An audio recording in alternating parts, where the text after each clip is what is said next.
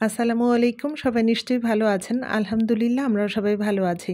নতুন আরেকটা ছোট্ট ব্লগ নিয়ে চলে আসলাম। আজকে একটা ট্রিট ব্লগ আপনাদের সঙ্গে শেয়ার করব।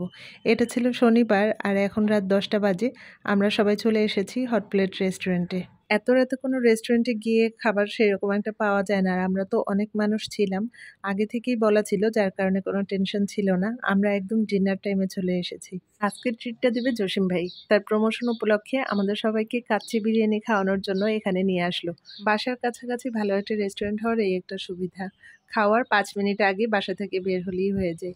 তো এখানে আসার পরে প্রথমে তো সবাই ছবি তুললো। তারপরে এই যে আমার 2 ছেলে আর জাইয়ান একই সাথে আছে। তারা কোনো ছবি তুলতে চায় না বা ভিডিও করাও তাদের কোনো পছন্দ না। ভিডিও করা বা ছবি তোলা এগুলো তারা পছন্দ করে না। যার কারণে কিন্তু খুব কমই দেখবেন যে আমার ভিডিওতে ওরা আছে। কারণ ওরা এগুলো পছন্দ করে না, তাই আমিও ওদেরকে তেমন একটা ভিডিও করি না বা ছবি তুলি না। ছবি তোলাও ওরা তেমন পছন্দ করে না। ছবি তুলতে গেলে অনেক সময় নিয়ে যে ছবি তোলা, দাঁড়ানো, এগুলো ওদের এই ধৈর্যটা নেই।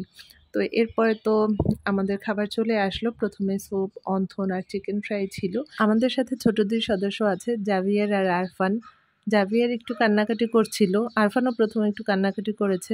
এখন ওর মা চেয়ার দিয়ে ওর পাশে বসিয়েছে। বসিয়ে চিকেন ফ্রাই একটা হাড্ডি দিল, তাই নিয়ে সে ব্যস্ত আছে।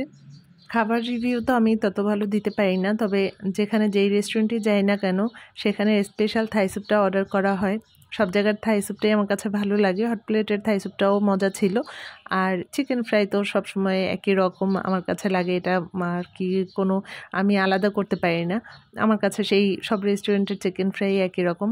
আর অন্থনটা ভালো লেগেছিল এখানের।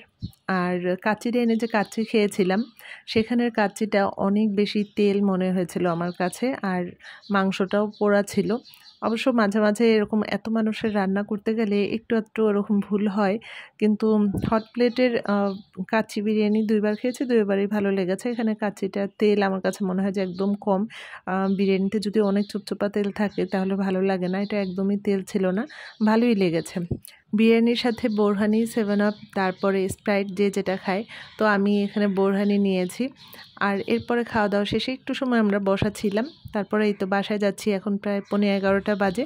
এই কটা দিন আমার ছেলেরা তো রিল্যাক্স মোডে ছিল। একদম কোনো পড়াশোনা ছিল না, কোচিং ছিল না, স্কুল ছিল না। ওদের কোচিংটা গতকালই খুলে গিয়েছে, কিন্তু গতকাল আর ওরা কোচিংয়ে যায়নি, আজকেও যায়নি। আর আগামী দিন থেকে আবার কোচিং, তারপরে এরপর আবার স্কুল খুলে যাবে। সব কিছু নিয়ে সবাই ব্যস্ত হয়ে পড়বে। তো আমরা এখন সবাই বাসায় যাচ্ছি। জাভিয়ার এখানে ওর মামার সাথে একটু খেলাধুলা করছিল। আজকে তাহলে এখানেই রাখছি।